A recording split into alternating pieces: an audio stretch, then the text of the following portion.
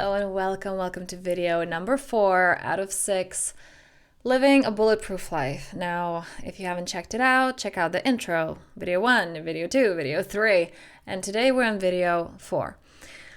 We've covered so much, and honestly, I really hope that you are applying at least some of it. I know that, so usually I have a video on my channel every Thursday, and I also have the Manifestation Monday, Motivation Mondays in the membership. There are audios in the membership that I do. Manifestation Mondays, where I directly coach or answer questions to support you directly, basically. Now, with this 6 keys, right, I try to put out videos every 2 days, and I know that it's a lot and it can be overwhelming, and of course you're welcome to watch this at your own pace, and maybe once per week, and okay, how can I apply this in my week, or how can I apply this in my day? Maybe if you're an overachiever, maybe you're there, I'm just gonna watch it for a whole week straight and apply it all every single day, and that's fantastic. So I do hope that you're applying some of it. Today we're covering the 4th key, and we did cover a lot, and today it's not a question exactly. There will be a question that you can ask yourself, like I said, to open up to that guidance, to that intuition. But today is a deep one, because yesterday we addressed, in yesterday's video, we addressed why, who's running the show? Who is running the show, that we're there in the past or in the future, and where is that point of power really? And today we get to go even deeper. The 4th key to living a bulletproof life, and this one will be transformational. I know that this is one that I've been running from for a really long time, but if you really incorporate this into your life, it's an absolute game changer. So I'm really excited to share it with you. Let's dive right in.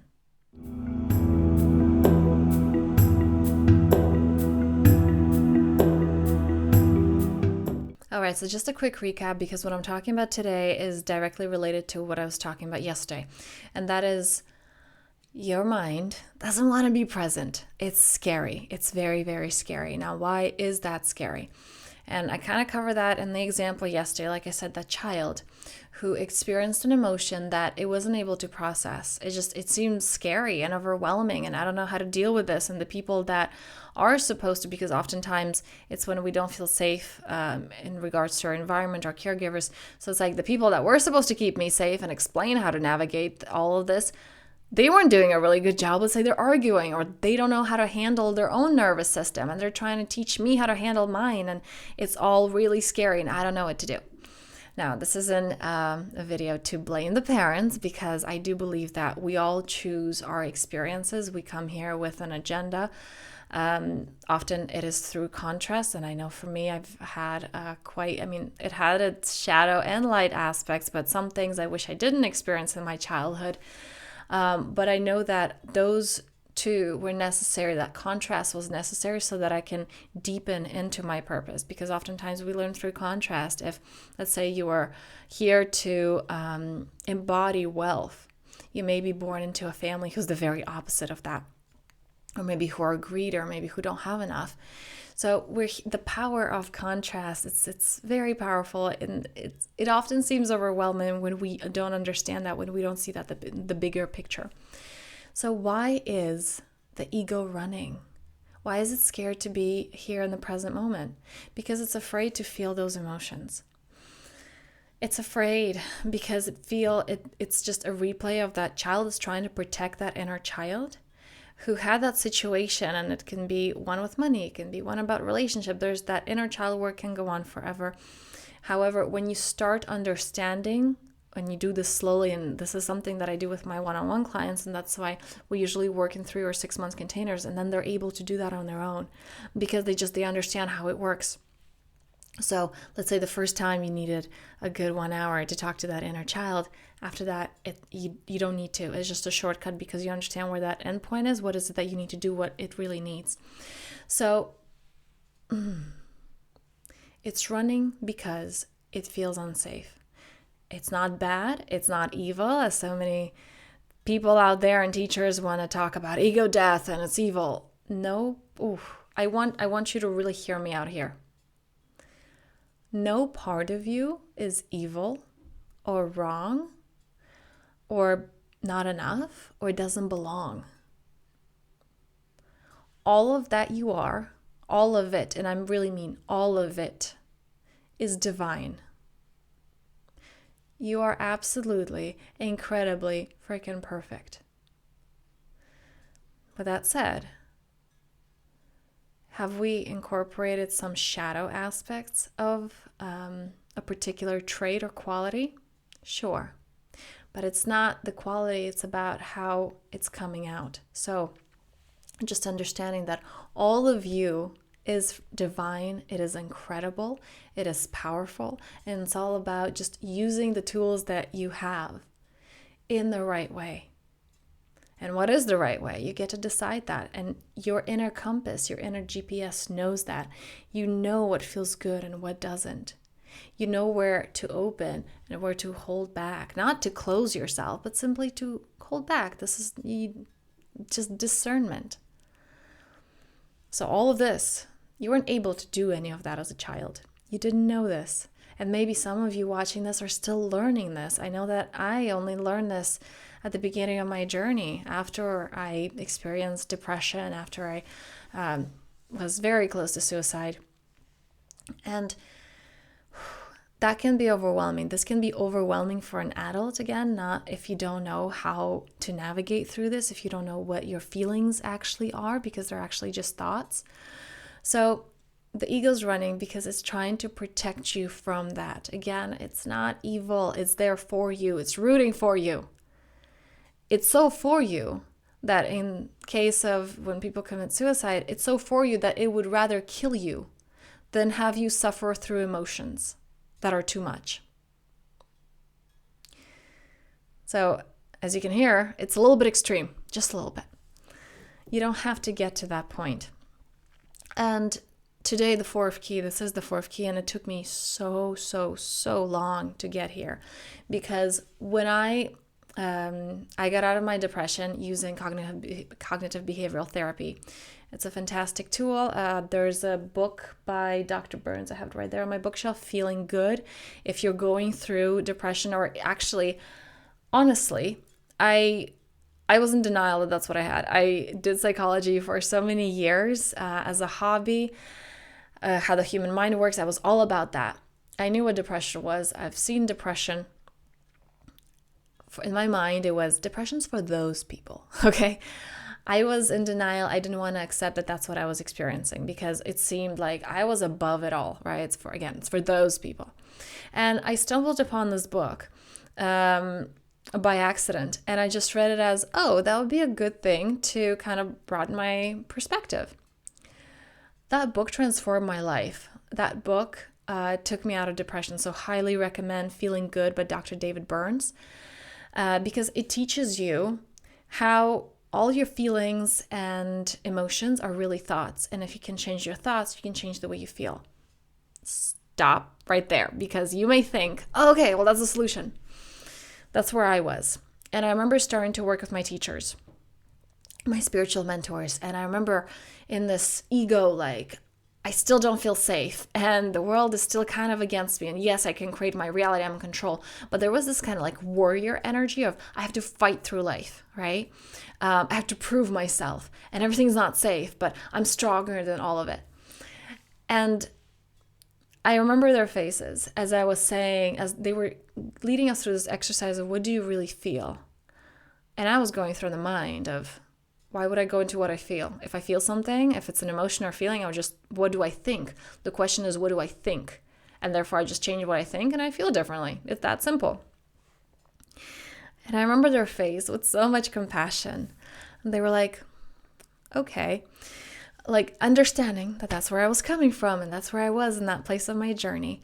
Completely denying feelings and emotions and just going from this shadow masculine of you think your way through it, right? And this is often how men communicate, or not necessarily men, just the masculine energy. Typically 80% of men identify with masculine and 80% of women identify with feminine. So the masculine often communicates, I think this would be a good idea. Well, what do you think? The feminine communicates in the feelings. I feel disconnected from you, or I feel excited right now. I feel like this is not the right way to go. What do you feel about this? Right? And seemingly they're asking the same thing, but they're not. So what is the fourth key? I'm not going in circles. I want you to really understand here that you can just find the solution and bypass the emotions because you can think your way out of it. There's something that moves through you, and yes, you can try to think your way out of it, but then you are also closing off to something so much more powerful than you. Now, it is important to bring that masculine energy in that place of structure so that it's not shadow, it's balanced because it can support. It knows that, okay, if I control my thoughts, if I make this home, right, solid, if I build a solid foundation, it'll be safer to live there. But there's a big difference between I'm building this home so that it's a safe container for something beautiful, or I'm just building this home so it's hollow and empty and cold. That is the difference. So the fourth key to living a bulletproof life is feeling your feelings, is not running from it, is not bypassing. And absolutely, you can shift what you're feeling, what your emotions are, by your thinking. Thinking is very powerful. However, you can't work with that which is already in your body, with that which has already been stored, with all these unprocessed emotions that are just frozen in. And whether later on it solidifies and for many people shows up in physical illnesses, for others it shows up in circumstances in their lives that they would rather not have. Because it's their story replaying, like we said, that inner child. Anything that you're experiencing is not right now.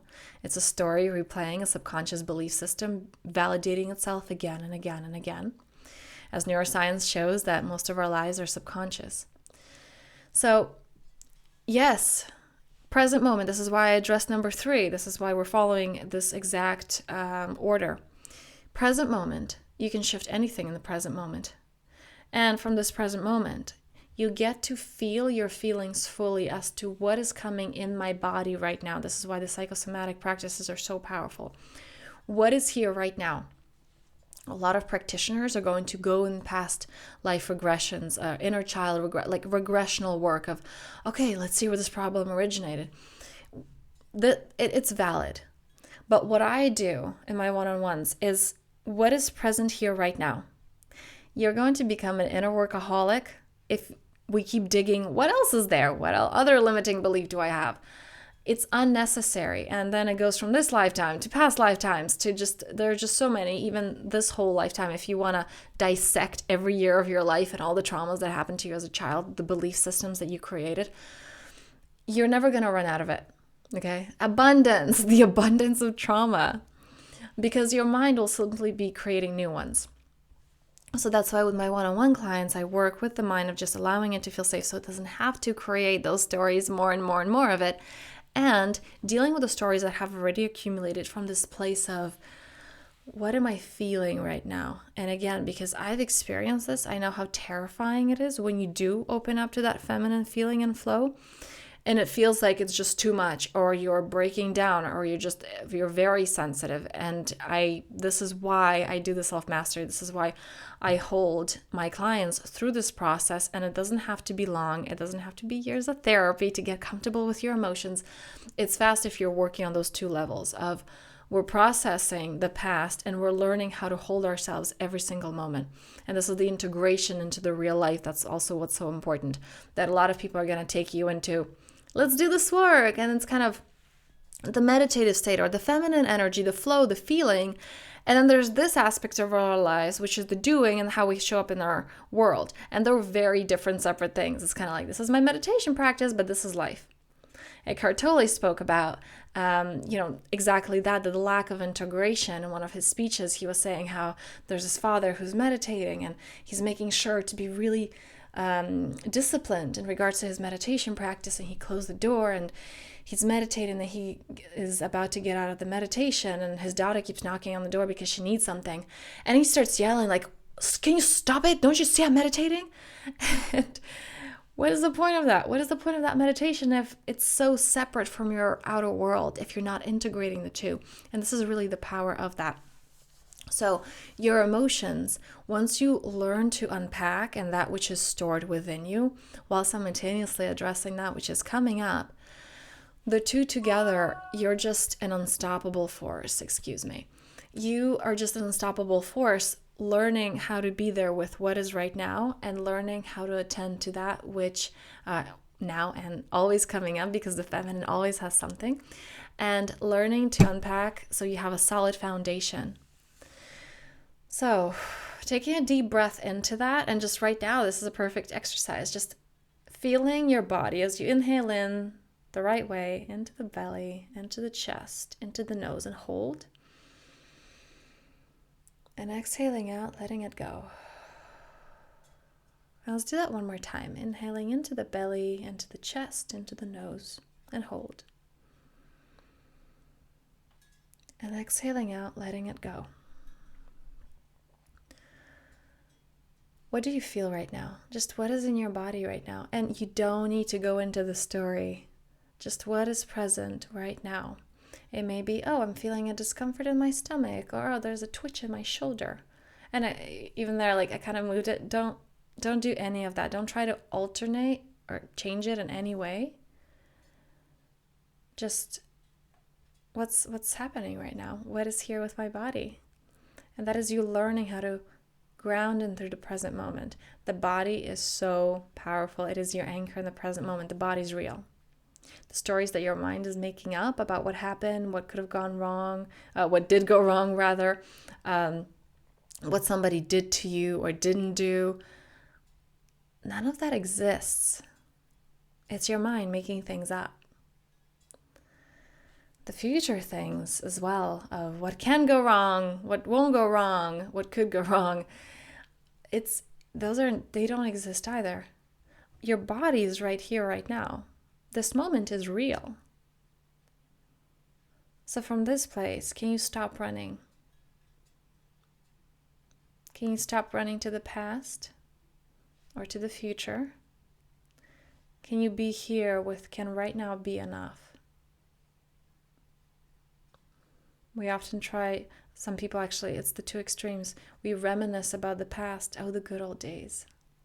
Or we go into, I'm so glad I'm not there anymore. And we go into the future with, ooh, I wish this will happen. Those are my targets. And I'm going to reach there and I'm going to be happy when. Or we go into, oh God, I hope this doesn't happen. But the present moment is where your point of power is. The present moment, like I said in the last video, is what allows you to experience life.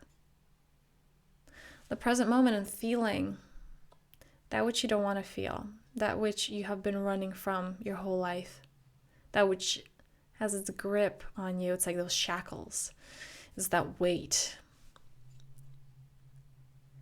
That can be released in the present moment. And just taking a deep breath into that. Feeling the power of right now, how you're so freaking powerful. You are your most powerful self in the present moment if you're willing to use it, if you know how.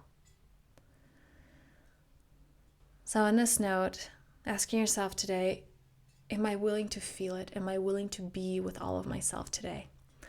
And if this is something that you want to go deeper with, I'm opening 2 spots in March for my one-on-one self-mastery container. This is a private program where I work one-on-one to get rid of those shackles, to rewrite the new stories, to get rid of that old subconscious programming, see what works, what doesn't, and shift and alternate those things that don't.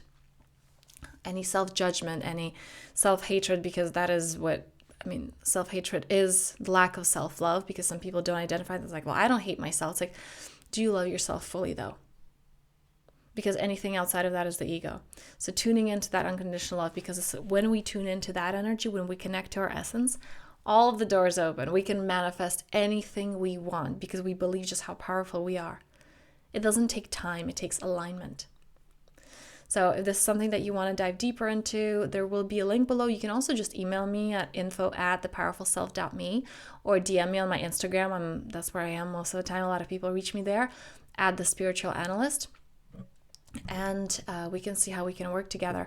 Also, if you are watching this later, I open up spots from time to time because clients work with me usually in 3 or 6 month containers.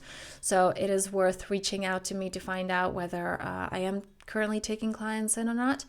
And then we can move from there and have a call to just not even necessarily, us prepping for our work together, but just seeing if we're in alignment and whether I can support you in that which you need and getting you to where you want to go. Because sometimes I can just recommend some tools, or maybe I can reference someone else that would be a greater support to you. So the goal of this clarity call is just to get clear on what is it that you need, where is it that you're going, and what are those next steps for you. And if I can support you in that, I would love to do that. So make sure to book that, contact me. And on this note, I'm wishing you such a powerful day. Taking a deep breath in. The point of power begins by allowing yourself to receive. So just receive this breath, receive this day, receive this moment, and until next time.